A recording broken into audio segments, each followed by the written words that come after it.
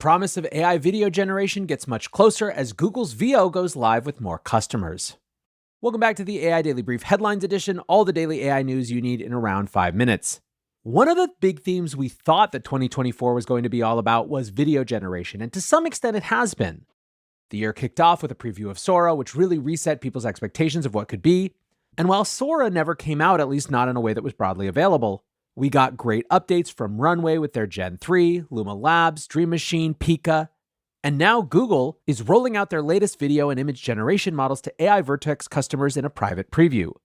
Called VO and Imagen 3 respectively, the models round out Google's Gen AI offering into a full suite. Focusing on VO, the video model, Google says that Quora has already integrated its features into their Poe chatbot platform, while Oreo's owner Mondelez International is using it to create marketing content in collaboration with agency partners. Unveiled back in April, the model is capable of outputting 6-second videos at 1080p. Users can edit generated videos, including changing camera movements. Speaking to the long wait for API access, Warren Barclay, the Senior Director of Product Management at Google Cloud, said it was all about ensuring, quote, enterprise readiness. He added, since VO was announced, our teams have augmented, hardened, and improved the model for enterprise customers in Vertex AI.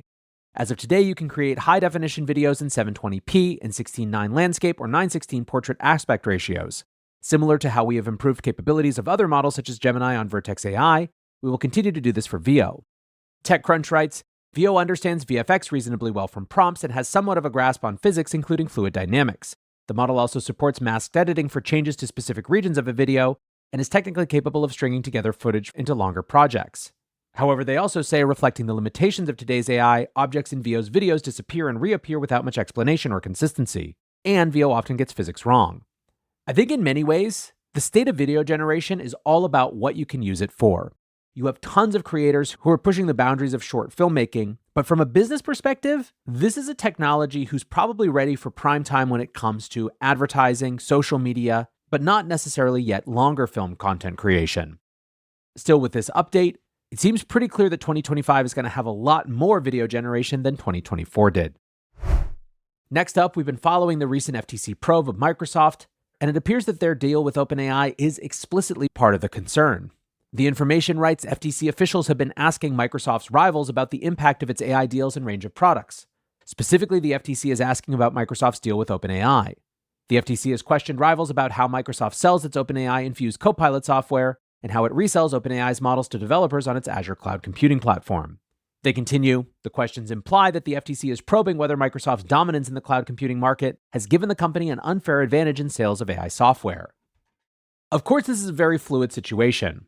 We have a new administration coming in, and many feel that it's basically inevitable that although the next FTC chair nominee has not been announced, it is very likely that they will be less antagonistic towards big tech than Lina Khan has been. Still, according to the Information, several of Microsoft's largest rivals, quote, believe they can convince the Trump administration to keep scrutinizing the company. Adding more credence to that is, of course, the close role of advisor Elon Musk in that administration, who has been a fierce critic of Microsoft's deal with OpenAI, going so far as to actually sue Microsoft as part of his lawsuit against OpenAI as well. Speaking of OpenAI, the company has just hired its first CMO, and that person is yet another refugee from the crypto space.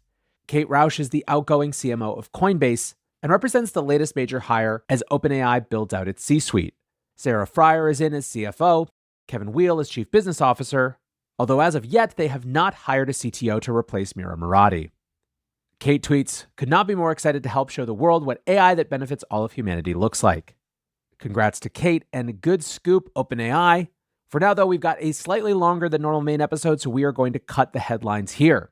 Appreciate you listening as always, and now it's time for the main episode.